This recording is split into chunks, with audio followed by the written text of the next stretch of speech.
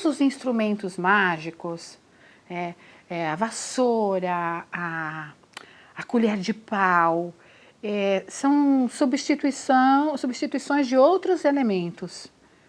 Porque como não podia usar varinha mágica, não podia usar uma varinha, não podia usar um cajado, que era queimado tudinho, né? Então usava-se a vassoura no lugar de um cajado. Usava-se uma colher de pau no lugar de uma varinha, porque isso podia. Utensílios de cozinha são muito mágicos. O lugar mais mágico da sua casa é a sua cozinha, porque ali tem poções, ali tem feitiços, ali tem encantos, normalmente onde você tem sua vassoura é onde você tem sua colher de pau. Então, esta coisa de voar, né? Senta na vassoura e voa. Não voa. As bruxas não sabiam levitar. E não sentavam em suas vassouras e voavam. Haviam, sim, experiências que eram feitas, porque toda bruxa tem que ser uma estudiosa. Né?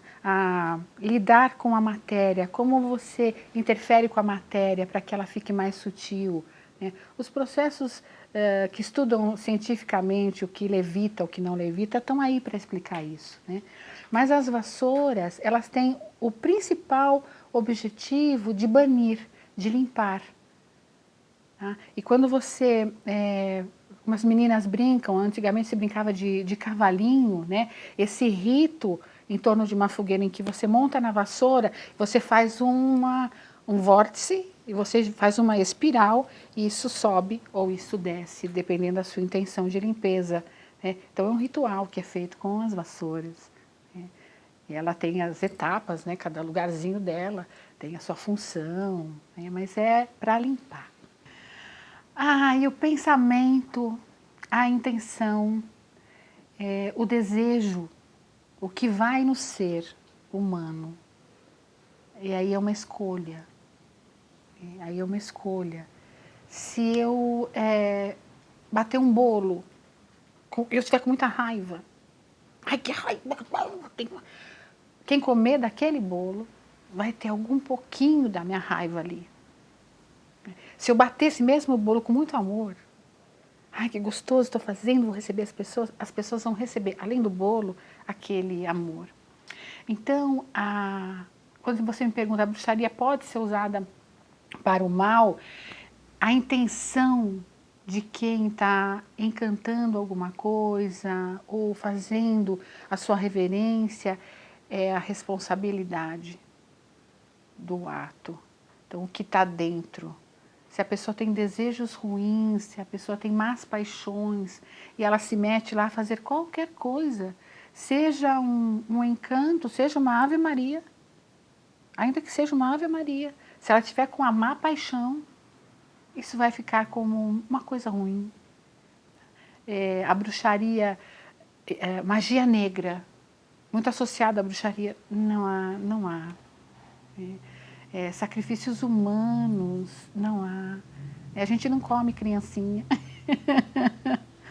Nós amamos toda forma de vida e preservamos toda forma de vida e procuramos ser ecologicamente corretas na medida que o cotidiano nos permite e no nosso desejo. Então, se você me pergunta, tem bruxas más? Tem pessoas. Tem pessoas. E más paixões, porque, não sei se eu sou muito poliana, eu não acredito que a pessoa é má, sabe? Mas tem alguma coisa na natureza dela que, de repente, na má paixão, né? Ali, naquele furor, né? A torna, mas na bruxaria não tem. Olá, estamos de volta com a terceira e última parte de Mistérios sobre Halloween. E no bloco anterior, a Márcia deixou uma questão bem afiada para o Norberto. Márcia, você pode repetir? Que o Norberto sempre fala que na casa do pai há muitas moradas.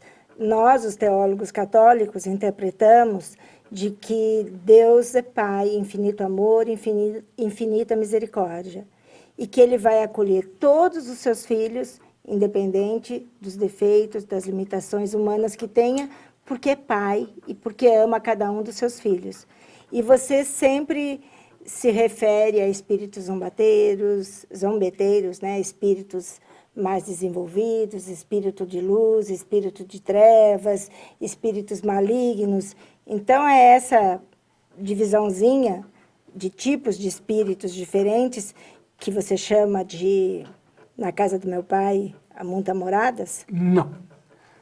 Quando na literatura espírita se fala em várias moradas, que é uma alusão ao próprio ensinamento de Jesus, que na casa do Pai há muitas moradas, há diversos tipos de mundos habitadas por seres, por espíritos, em diferentes níveis de evolução moral. Aqui na Terra, nós temos um nível evolutivo que permeia a maioria dos indivíduos. Os problemas da Terra são os mesmos, só muda de endereço. Tanto para o rico quanto para o pobre, eles são afetados pelas mesmas mazelas morais. Então, os espíritos zombeteiros estão aqui. Os espíritos benevolentes estão aqui. Eles se miscuem. Só que a quantidade de espíritos benevolentes é muito, muito menor do que a dos espíritos inferiores.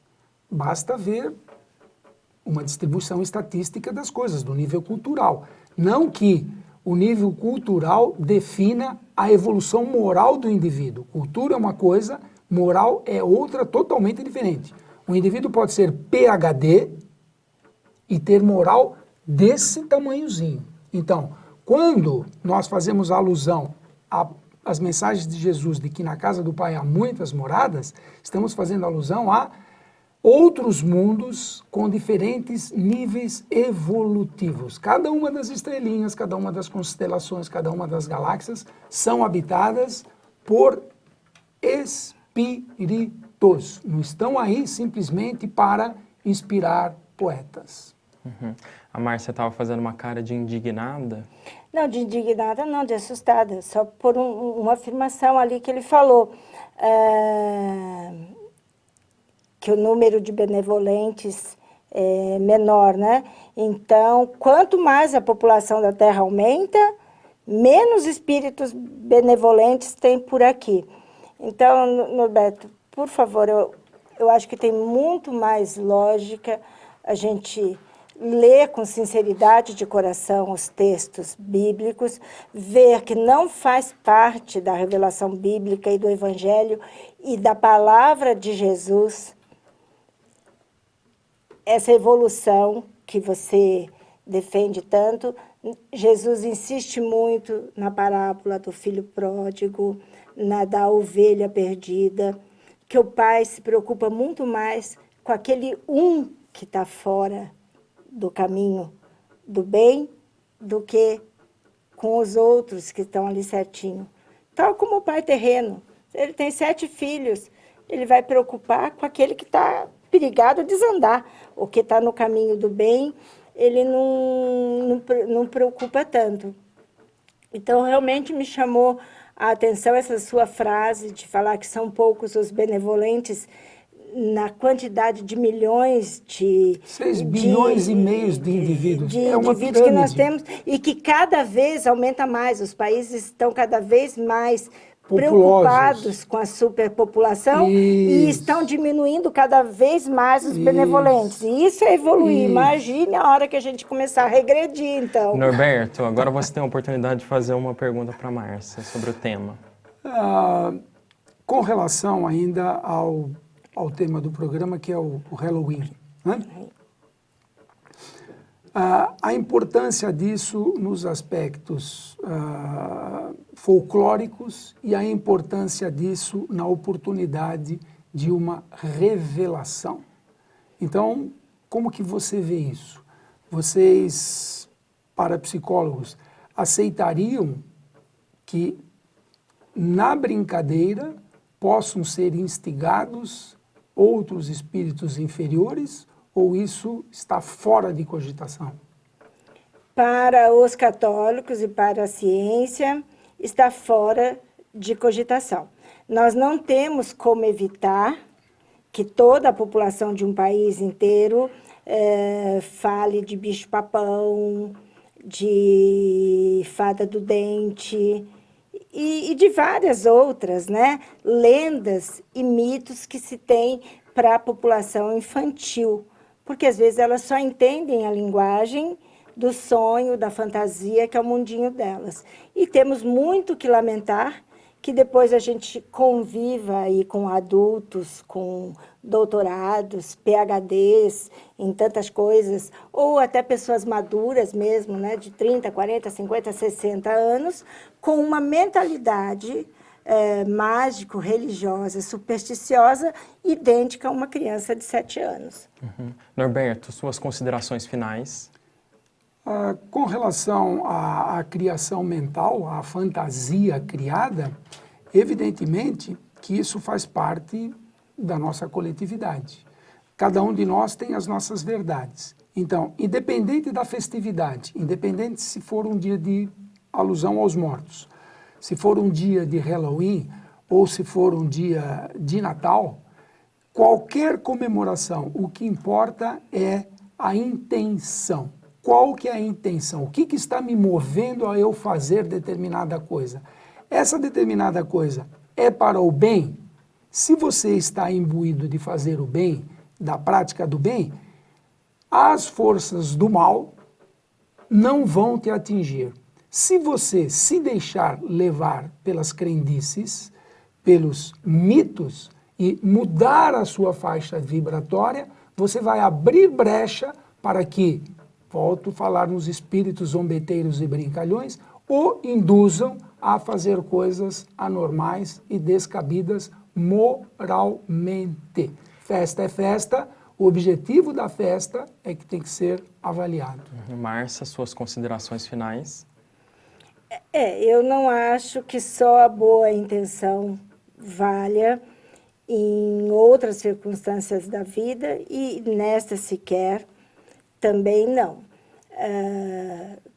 Quantas vezes a gente observando aí a mídia, a gente vê pessoas, né, sendo mortas, guerras em países onde geram mártires, e vai falar que o que está por detrás é boa intenção. Hitler tinha uma boa intenção por detrás de tudo o que ele fez, que era purificar a raça alemã e tornar o alemão uma raça pura. Então, a boa intenção não justifica o erro, não justifica a superstição, não justifica o desconhecimento da verdade e muitas vezes nos afasta até do próprio Deus.